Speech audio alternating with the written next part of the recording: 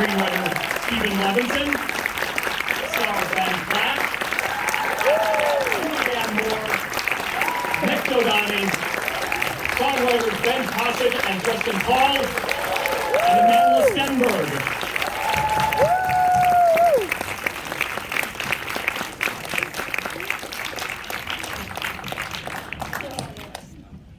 Welcome, all of you. By the way, Amanda is going to be joining us very, very quickly. She is coming from another theater, so she'll be here in just a second. Welcome, all of you. Let's have another round of applause, please, for this phenomenal film.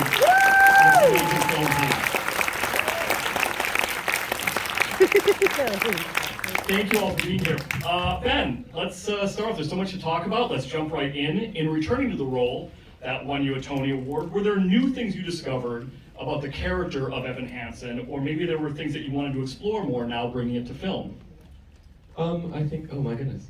I think that the kind of essence of the character and sort of the inner life and the fraught, anxious state of mind was all very much the same seeds of the performance on the stage. I think for me, the new discoveries were getting to kind of reach the finish line in terms of finally fully realizing this person on the ground in the real world, and see him in actual spaces and in bedrooms and living rooms and school hallways and all these things that I had imagined in my mind doing the show for so many years, having them come to fruition, and how that sort of very naturally informed the kind of demodulation and internalizing of things and making things a little bit smaller and a little less broadcasted, but having all of the kind of major elements of who he is very much the same.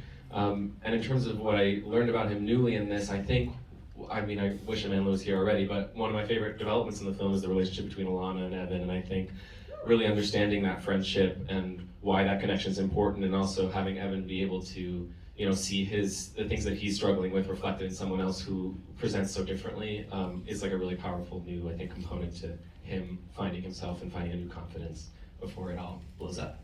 Yeah, Amanda, I guess we'll follow up on it, 'cause that's a great idea. Stephen Chbosky, as director, you cleared a number of hurdles on this, bringing this to the screen, this beloved, multi-Tony winning piece of art, amongst COVID protocols and safety and all of that. As you approached it, I'm wondering, were there things you wanted to make sure cinematically got in there, performance-wise got in there? Were there things that you wanted to make sure kind of popped on screen in a specific way? I think generally, yes. Taking on a beloved show is easy when you're a huge fan of the show, that you make the movie as a fan of it. I revere the authors, all three of them, and I think they're really brilliant young guys. And so, and I think Michael Greif is an amazing theater director. And so, yeah, I couldn't agree more. He's amazing. And so, what I would try to do is kind of as Ben was talking about, a 1,000-seat theater is different than a dining room, right? And there are natural calibrations that happen. So I thought that my main job, other than to be an advocate for the authors and the actors, was to try to figure out a way to match the tone of the piece to the space it was living in, right? Once you put a close-up on Cynthia's grief, it changes the nature of the lie. If Cynthia's grief is 50 feet away, as brilliant as Michael Greif is, it's a slightly different thing. So that, I thought, was my main job tonally.